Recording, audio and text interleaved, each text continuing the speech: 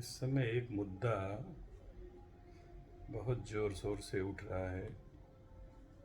स्वामी प्रसाद मौर्य ने कुछ ऐसा स्टेटमेंट दे दिया है कि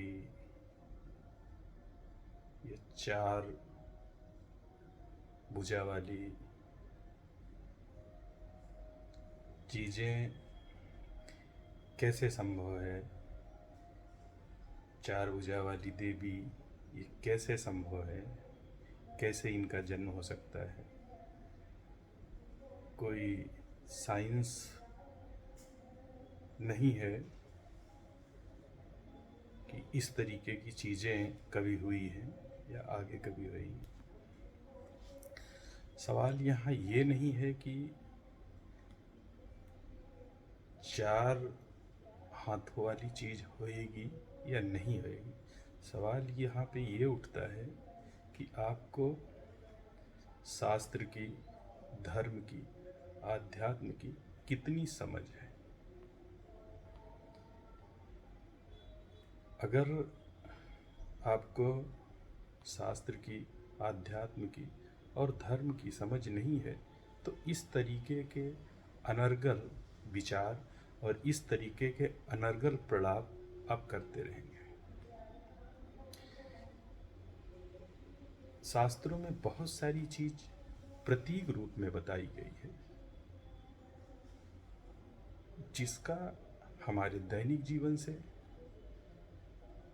हमारे सामाजिक जीवन से और हमारे आध्यात्मिक जीवन से सरोकार होता है।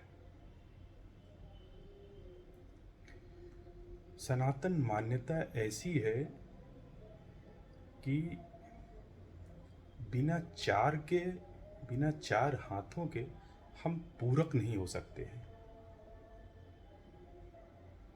अगर इसको इस तरीके से समझने की कोशिश करें, दो हाथ की अकेली स्त्री या दो हाथ का अकेला पुरुष ना तो सृष्टि के सृजन में सहायक हो सकता है, ना तो सृष्टि के विकास में सहायक हो सकता है। कहने का मतलब यह है कि दो हाथों से ना तो सृजन का काम हो सकता है और ना तो विकास का काम हो सकता है। हमारे धर्म ग्रंथों ने इसको प्रतीक रूप में दर्शाने की कोशिश की है कि अगर खास करके आप समाज में गृहस्थ जीवन जी रहे हैं तो गृहस्थ जीवन की पूर्णता के लिए चार हाथों का होना बहुत जरूरी है। बिना चार हाथ के आपका गृहस्थ जीवन पूर्ण होएगा ही नहीं। यहाँ पे चार हाथ जो प्रतीक रूप में दर्शाया गया है उसका तात्पर्य ही यही है कि अगर आप सामाजिक जीवन जी रहे हैं और खास करके गृहस्थ जीवन जी रहे हैं तो पूर्णता के लिए चार हाथों की आवश्यकता होएगी। बिना चार हाथ के ना तो आप सृजन कर सकते हैं और ना तो आप विकास कर सकते हैं। यहाँ पे हिंदू देवी, हिंदू देवता को चतुर्भुज रूप में दिखाने का तात्पर्य ही यही है कि आपको ये समझ होवे कि बिना चार हाथों के ये सृष्टि